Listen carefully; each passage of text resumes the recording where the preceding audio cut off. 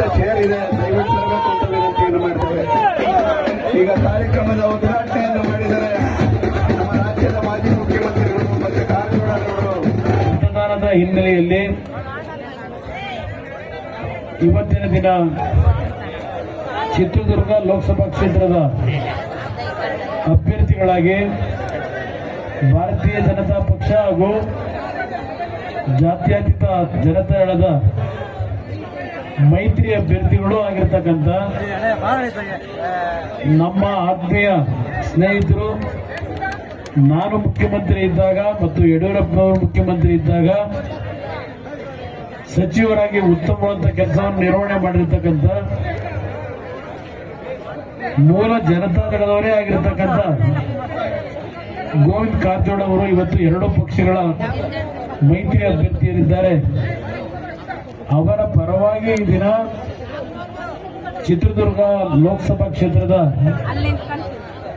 ಪಾವಗಡ, ಪರಶುರಾಂಪುರ, ಹಿರಿಯೂರು ಹಾಗೂ ಇವತ್ತು ಕೊನೆಯ ಸಭೆ ಶಿರಾದಲ್ಲಿ ಎಲ್ಲ ನನ್ನ ತಂದೆ ತಾಯಂದಿರು, ಯುವಕ ಮಿತ್ರರ ಆಶೀರ್ವಾದವನ್ನ ಗೋವಿಂದ ಕಾರಜೋಳ ಅವರಿಗೆ ತಾವೆಲ್ಲರೂ ಕೊಡಬೇಕು ಅಂತಕ್ಕಂಥ ಒಂದು ಮನವಿಯನ್ನ ಸಲ್ಲಿಸಲಿಕ್ಕೆ ಇವತ್ತೇನು ಬಂದಿದ್ದೇನೆ.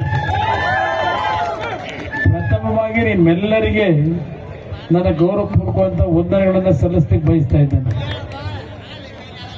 ಇವತ್ತಿನ ಈ ಒಂದು ಲೋಕಸಭೆಯ ಚುನಾವಣೆ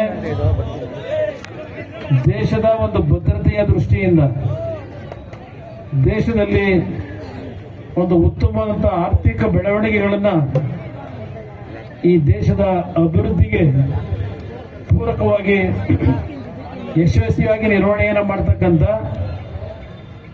ನರೇಂದ್ರ ಮೋದಿ ಅವರು ಈ ಕಾರ್ಯಗಳಿಗೆ ಅನಿವಾರ್ಯ ಅಂತಕ್ಕಂಥ ಭಾವನೆ ದೇಶದ ಯಾವುದೇ ಭಾಗಕ್ಕೆ ಹೋದರೂ ಜನತೆಯ ಒಂದು ಕೂಗು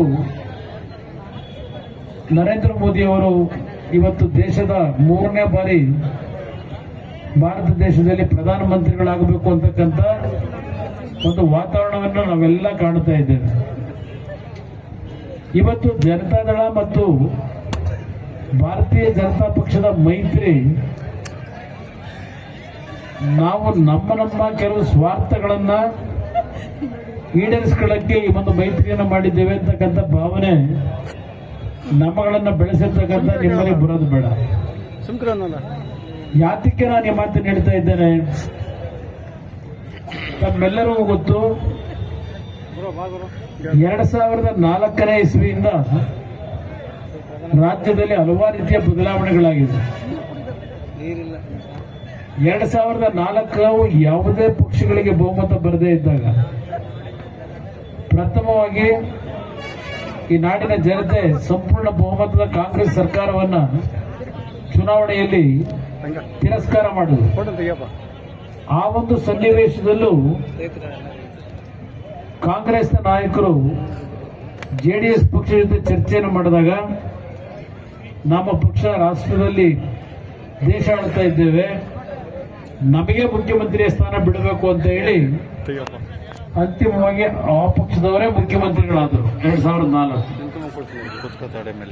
ಸರ್ಕಾರವನ್ನ ರಚನೆ ಮಾಡಿದ ನಂತರ ಯಾವೊಂದು ಪ್ರಾದೇಶಿಕ ಪಕ್ಷವಾಗಿದ್ದಂತ ಜನತಾದಳದ ಬೆಂಬಲವನ್ನ ಪಡೆದರು.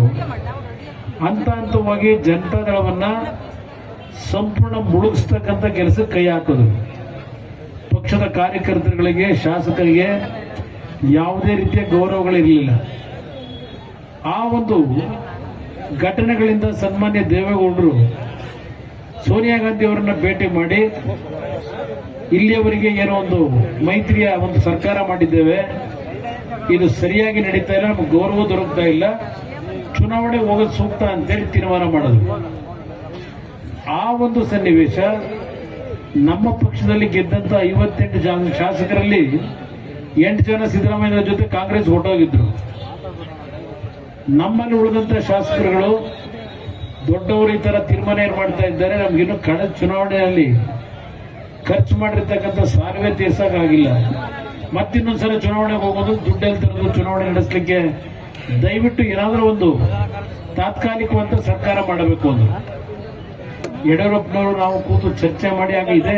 ನಮ್ಮ ಗೋವಿಂದ ಕಾರಜೋಳ ಅವರು ಏನಿದ್ದಾರೆ, ಉದಾಸಿ ಅವರು ಇಲ್ಲ, ಇವತ್ತು ತೀರ್ಕೊಂಡು ಹೋಗಿದ್ದಾರೆ.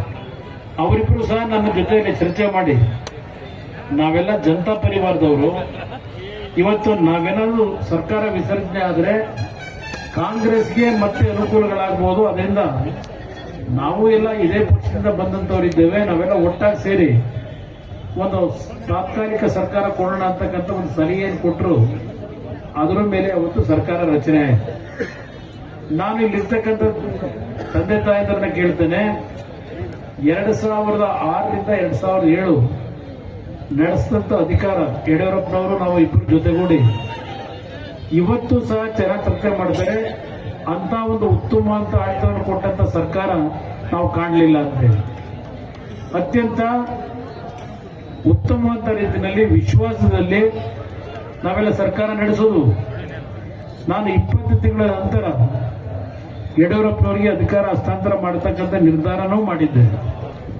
ಆದರೆ ಕೆಲವು ವ್ಯಕ್ತಿಗಳಿಂದ ಆ ಅಧಿಕಾರವನ್ನು ಹಸ್ತಾಂತರ ಮಾಡಿ ಯಡಿಯೂರಪ್ಪನ ಅಧಿಕಾರ ನಡೆಸ್ತಕ್ಕಂಥದ್ದಕ್ಕೆ ಧಕ್ಕೆ ತಂದಂಥದ್ದೇನಿದೆ, ಅದು ನಾನು ಮಾಡಿದಂಥ ತಪ್ಪಲ್ಲ. ನಾನು ತಪ್ಪು ಮಾಡಿದೆ. ಈ 17-18 ವರ್ಷ ನನ್ನ ದೇಹಕ್ಕೆ ಶ್ರಮ ಹಾಕಿ ಈ ಜನತಾದಳ ಪಕ್ಷವನ್ನು ಅಧಿಕಾರಕ್ಕೆ ತರಬೇಕು ಅಂತ ಹೇಳಿ ನಿಮ್ಮೆಲ್ಲರ ಒಂದು ಶ್ರಮ, ನಿಮ್ಮ ದುಡಿಮೆ ಮೇಲೆ ನಾನು ಹೋರಾಟ 18 ವರ್ಷ ಏನು ಮಾಡಿದ್ದೇನೆ. ಈ 18 ವರ್ಷದಲ್ಲಿ 3 ಬಾರಿ ಹೃದಯದ ಚಿಕಿತ್ಸೆ ಮಾಡಿಸ್ಕೊಂಡಿದ್ದೇನೆ. ಇನ್ನೂ ಉಳಿದಿದ್ದೇನೆ ನಿಮ್ಗಳ ಮುಂದೆ. ಅದು ಭಗವಂತ ಯಾತೆ ಕುಳಿಸಿದಾನೋ ಮುಂದೆ ನೋಡೋಣ ಇತಿಹಾಸದಲ್ಲಿ ಏನೇನು ಆಗುತ್ತೆ ಅಂತ.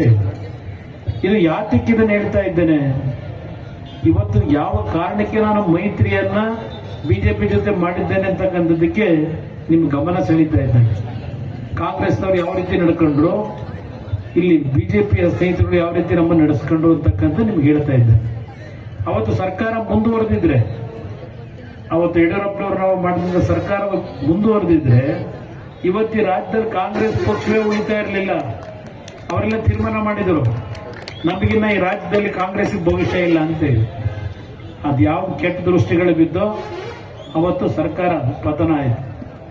ಆ ಸಂದರ್ಭದಲ್ಲಿ ನಾವು ಕೊಟ್ಟಂತ ಕಾರ್ಯಕ್ರಮಗಳ ಬಗ್ಗೆ 1 ಗಂಟೆ ನಾನು ಚರ್ಚೆ ಮಾಡಬಲ್ಲೆ ಈ ಸಭೆಯಲ್ಲಿ. ಯಾವ್ಯಾವ ರೀತಿಯಲ್ಲಿ ಈ ರಾಜ್ಯದ ಅಭಿವೃದ್ಧಿಗೆ, ನೀರಾವರಿ ಯೋಜನೆಗಳಿಗೆ, ಬಡವರಿಗೆ ಯಾವ ರೀತಿ ಕಾರ್ಯಕ್ರಮ ಕೊಟ್ಟಿದ್ದೇವೆ, ಶಿಕ್ಷಣ ಕ್ಷೇತ್ರದಲ್ಲಿ ಯಾವ ರೀತಿ ಕಾರ್ಯಕ್ರಮ ಕೊಟ್ಟು, ಸಾರಾಯಿಯನ್ನ ಯಾವ ಕಾರಣಕ್ಕೆ ನಿಲ್ಲಿಸ್ತೇವೆ, ಅವತ್ತು ಬಡ ಕುಟುಂಬದ ಶ್ರಮಜೀವಿಗಳು ಯಾವೊಂದು ಲಾಟ್ರಿಯ ವ್ಯಾಮೋಹಕ್ಕೊಳಗಾಗಿ ಸಾಲಗಾರರಾಗ್ತಾ ಇದ್ರಿ, ಅದನ್ನ ಯಾತಕ್ಕೆ ನಾನು ಈ ರಾಜ್ಯದಲ್ಲಿ ನಿಷೇಧ ಮಾಡಿದೆ. ಇದೆಲ್ಲ ಒಂದು ಇತಿಹಾಸ ಇದೆ. ನಾವು ಜನರ ಒಂದು ಭಾವನೆಗಳಿಗೆ, ಜನರ ಬದುಕನ್ನ ಯಾವ ರೀತಿ ಕಟ್ಟಬೇಕು ಅಂತ ಹೇಳಿ ಆ 20 ತಿಂಗಳು ಆಡಳಿತ ಅತ್ಯುತ್ತಮವಾದ ರೀತಿಯಲ್ಲಿ ನಡೆಸಿದ್ದೇವೆ. ಇದು ಒಂದು ಭಾಗ.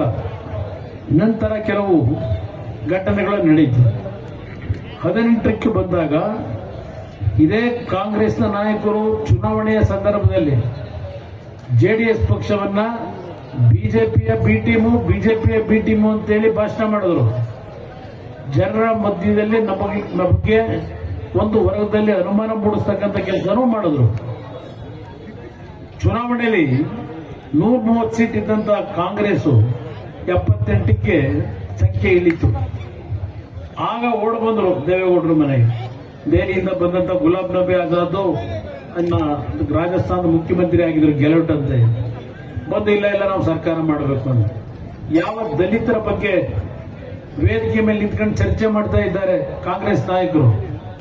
ಅವತ್ತು ಕಾಂಗ್ರೆಸ್ ಜೆಡಿಎಸ್ ನ ಸರ್ಕಾರ ಮಾಡಬೇಕು ಅಂತ ಬಂದಾಗ ಕಾಂಗ್ರೆಸ್ ನಾಯಕರುಗಳು ದೇವೇಗೌಡರು ಅವರಿಗೆ ಕೊಟ್ಟಂತ ಸಲಹೆ, ನನ್ನ ಮಗನಿಗೆ ಆರೋಗ್ಯದ ಸಮಸ್ಯೆ ಇದೆ, ಅವರನ್ನ ನೀವು ಮುಖ್ಯಮಂತ್ರಿಯ ಸ್ಥಾನದಲ್ಲಿ ಕೂರಿಸೋದು ಬೇಡ, ಮಲ್ಲಿಕಾರ್ಜುನ್ ಖರ್ಗೆ ಅವರನ್ನ ಮುಖ್ಯಮಂತ್ರಿ ಮಾಡಿ ಎಂದರು. ದಲಿತ ಸಮಾಜದ ಬಂಧುಗಳು ಅರ್ಥ ಮಾಡ್ಕೊಳ್ಳಿ, ನಿಮ್ಮನ್ನ ಕೇವಲ ಮತಕ್ಕೋಸ್ಕರವಾಗಿ ಇಟ್ಕೊಂಡಿದ್ದಾರೆ. ಯಾವ ರೀತಿ ನಿಮ್ಮ ಆರ್ಥಿಕ ಶಕ್ತಿಯನ್ನು ತುಂಬಿದ್ದಾರೆ ಇಲ್ಲಿ ಗೋವಿಂದ ಕಾರಜೋಳ ಅವರಿಗೆ ಮಾತನಾಡ್ತಾ ಹೇಳಿದ್ರು. ಯಾವ ಕಾಂಗ್ರೆಸ್ ಪಕ್ಷ ಡಾಕ್ಟರ್ ಬಾಬಾ ಸಾಹೇಬ್ ಅಂಬೇಡ್ಕರ್ ಅವರನ್ನ ಲೋಕಸಭೆಗೆ ಪ್ರವೇಶ ಮಾಡ್ಲಿಕ್ಕೆ ಬಿಡ್ಲಿಲ್ಲ. ಅವತ್ತು ಲೋಕಸಭೆಗೆ ಅವರು ಹೋಗ್ಲಿಕ್ಕೆ ವೆಸ್ಟ್ ಬೆಂಗಾಲ್ನ ಒಬ್ಬ ಇದ್ದಂತ ಹಾಲಿ ಲೋಕಸಭಾ ಸದಸ್ಯರು ರಾಜೀನಾಮೆ ಕೊಟ್ಟು ಅವ್ರನ್ನ ಲೋಕಸಭೆಗೆ ಬರ್ತಕ್ಕಂಥ ಒಂದು ಶಕ್ತಿಯನ್ನು ತುಂಬಿಕೊಟ್ರು. ಅದಾದ ನಂತರ ಮಹಾರಾಷ್ಟ್ರದಲ್ಲಿ 2 ಚುನಾವಣೆ ನಿಲ್ತಾರೆ. 2 ಚುನಾವಣೆ ನಿಂತಿದ್ದಾಗ ಬಾಬಾ ಸಾಹೇಬ್ ಅಂಬೇಡ್ಕರ್ ಅವರನ್ನ ಸೋಲಿಸಿದಂತ ಮಹಾನುಭಾವರು ಇದೇ ಕಾಂಗ್ರೆಸ್ ನಾಯಕರು. ಅವತ್ತಿನ ದಿನ ಮೀಸಲಾತಿ ವ್ಯವಸ್ಥೆಯನ್ನ ಈ ದೇಶದಲ್ಲಿ ತರಬಾರದು ಅಂತ ಹೇಳಿ ವಿರೋಧ ಮಾಡಿದವರು ಇದೇ ಕಾಂಗ್ರೆಸ್ನವರು. ಈಗ ಭಾಷಣ ಮಾಡ್ತಾ ಇದ್ದಾರೆ, ದಲಿತ ಕೈಗಳು ಹೋಗಿ ಇವತ್ತು ನಮ್ಮ ಯುವಕರನ್ನ ದಾರಿ ತಪ್ಪಿಸ್ತಾ ಇದ್ದಾರೆ. ನರೇಂದ್ರ ಮೋದಿ ಅವರು ಈ ಬಾರಿ 400 ಸ್ಥಾನ ಗೆದ್ರೆ ಇವತ್ತು ಅಂಬೇಡ್ಕರ್ ಅವರು ರಚನೆ ಮಾಡಿರ್ತಕ್ಕಂಥ ಸಂವಿಧಾನವನ್ನ ರದ್ದು ಮಾಡಿಬಿಡ್ತಾರೆ, ಮೀಸಲಾತಿಯನ್ನ ರದ್ದು ಮಾಡಿಬಿಡ್ತಾರೆ. ಈ ಒಂದು ಅಪಪ್ರಚಾರ ಏನು ಮಾಡ್ತಾ ಇದ್ದಾರೆ. ನಾನು ದಲಿತ ಸಮಾಜದ ಬಂಧುಗಳಿಗೆ ಈ ವೇದಿಕೆ ಮುಖಾಂತರ ಮನವಿ ಮಾಡ್ತೇನೆ. ಡಾಕ್ಟರ್ ಬಾಬಾ ಸಾಹೇಬ್ ಅಂಬೇಡ್ಕರ್ ಅವರು ಈ ದೇಶಕ್ಕೆ ಕೊಟ್ಟಿರ್ತಕ್ಕಂಥ ಸಂವಿಧಾನದ ಹಕ್ಕುಗಳನ್ನು ನಿಮಗೇನು ಕೊಟ್ಟಿದ್ದಾರೆ, ಯಾರೂ ಸಹ ಆ ಸಂವಿಧಾನವನ್ನು ರದ್ದು ಮಾಡಲಿಕ್ಕೆ ಸಾಧ್ಯ ಇಲ್ಲ. ಇವತ್ತು ಹಲವಾರು ಬದಲಾವಣೆಗಳನ್ನು ತಂದಿದ್ರೆ ಅದು ಬಿಜೆಪಿ ಪಕ್ಷ ತಂದದ್ದಲ್ಲ, ಇದೇ ಕಾಂಗ್ರೆಸ್ ನಾಯಕರು ಹಲವಾರು ತಿದ್ದುಪಡಿಗಳನ್ನು ತಂದಿರತಕ್ಕಂಥದ್ದು ಆ ಮಹಾನುಭಾವರುಗಳೇ. ಇದನ್ನ ದಲಿತ ಸಮಾಜಗಳು ಅರ್ಥ ಮಾಡಿಕೊಳ್ಳಿ. ಇದು ಒಂದು ಭಾಗ. ಈಗ ಯಾವ ಕಾಂಗ್ರೆಸ್ನ ಸರ್ಕಾರ ಆಡಳಿತಕ್ಕೆ ಬಂದು ಕಳೆದ ಚುನಾವಣೆಯಲ್ಲಿ ಈಗ ಗೋವಿಂದ ಕಾರಜೋಳ ಹೇಳ್ತಾ ಇದ್ರು ಎತ್ತಿನಹೊಳೆ ಬಗ್ಗೆ, ಅಲ್ಲಿಂದ ಅಪ್ಪರ ಭದ್ರಾ ಬಗ್ಗೆ, ಏನೊಂದು ತ್ರಿವೇಣಿ ಸಂಗಮ ಆಗಬೇಕು ಅಂತ ಹೇಳಿ ಇಲ್ಲಿಗೆ ಹೇಳ್ತಾ ಇದ್ರಲ್ಲ, ಕಾವೇರಿ ಇದೆಲ್ಲ ಸೇರಿ. ಇವತ್ತು ಕಾಂಗ್ರೆಸ್ನ ಮಹಾನ್ ನಾಯಕರು ನಮ್ಮ ಕನಕಪುರದವರು ಏನ್ ಜನಗಳ ಮುಂದೆ ಬಂದು ಹೇಳಿದ್ದು, ನನಗೊಂದು ಬಾರಿ ಪೇಪರ್ ಪೆನ್ನು ಕೊಡಿ ಅಂತ ಕೇಳಿದ್ರು. ಕುಮಾರಣ್ಣ ಒಂದು ಬಾರಿ ಮುಖ್ಯಮಂತ್ರಿ ಆಗೋದ, ದೇವೇಗೌಡರು ಆಗೋದ್ರು, ಅಲ್ಲಿಂದ ಎಸ್.ಎಂ. ಕೃಷ್ಣ ಅವರು ಆಗೋದ್ರು.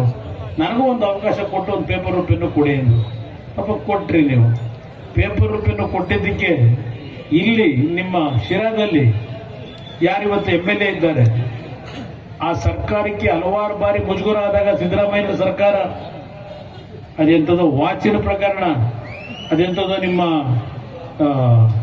ಯಾವುದೋ ಅರ್ಕಾವತಿ ಬಡಾವಣೆ, ಆ ಸರ್ಕಾರದಲ್ಲಿ ಇದೇ ಸಿದ್ದರಾಮಯ್ಯವರಿಗೆ ಚೀಮಾರಿ ಆಗ್ತಿತ್ತು. ಅದೆಲ್ಲವನ್ನ ಬೆಳೆ ಹೊಡೆದ್ರಲ್ಲ. ಬಹಳ ಕಷ್ಟಪಟ್ಟು ಲಾ ಮಿನಿಸ್ಟರ್ ಆಗಿ ಈ ತಾಲೂಕಿನ ನಮ್ಮ ಸ್ನೇಹಿತರು ಹಿರಿಯರು